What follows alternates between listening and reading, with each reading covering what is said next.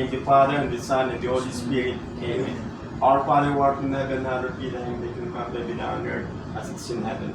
Give us this day our daily bread, and forgive us our trespasses, as we forgive those who trespass against us. And lead us not into temptation, but deliver us from evil. Hail Mary, full of grace, the Lord is with thee. Blessed art thou among women, and blessed the fruit of thy womb, Jesus. Holy Mary, Mother of God, pray for us sinners now and at the hour of our death. Glory be to the Father, and to the Son, and to the Holy Spirit. As it was in the beginning, is now, and ever shall be, world without end. May mighty God bless us, the Father, the Son, and the Holy Spirit. Amen. Amen. Okay, gentlemen, duties and responsibilities on board the ship. Master.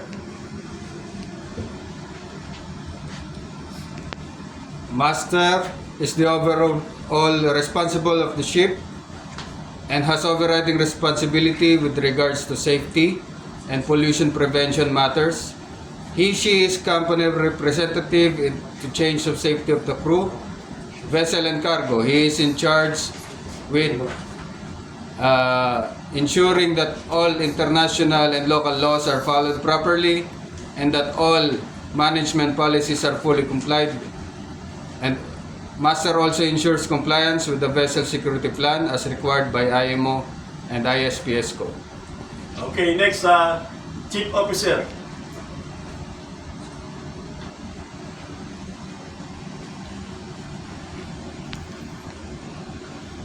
Chief Officer is responsible for cargo operation, navigating the vessel, deck logbook, deck maintenance, operations, present situation regarding cargo and stowage, training crew and passengers, conducting regular maintenance, control freight, loading and unloading, monitor compliance with legislative requirements, safe discharge of cargo. He is the head of the department for deck, and he will supervise the members of the deck department code responsible of safety of the vessel, passengers, crew, and cargo at all times.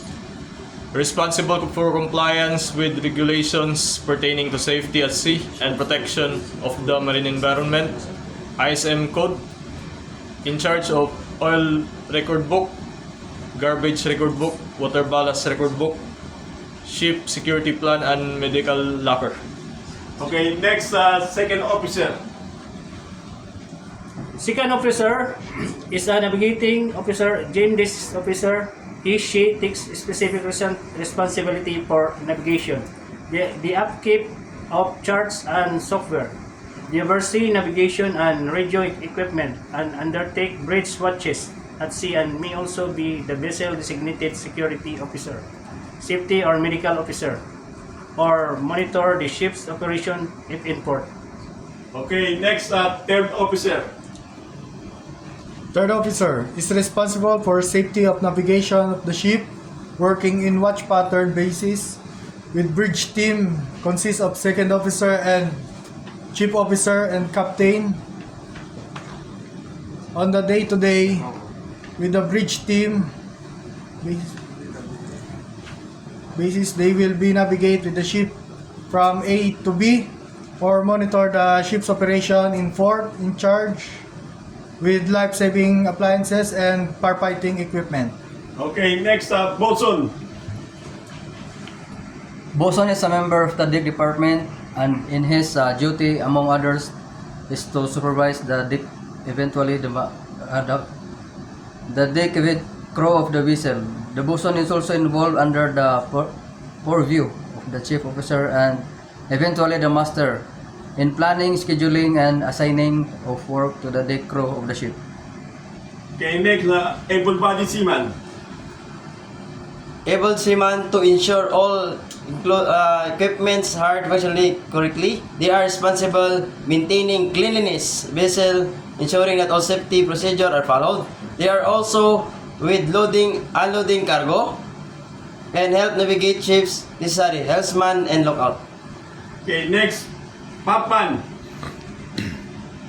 Pumpman. A pumpman is a specialized deck engine rating on tanker responsible for operating, maintaining, and repairing cargo handling systems, including pumps, pipelines, and valves. They ensure the safe cargo loading, discharging, conduct tank cleaning, and support deck operations like mooring. They act as the primary technician for cargo equipment and all the time assist Chief Officer.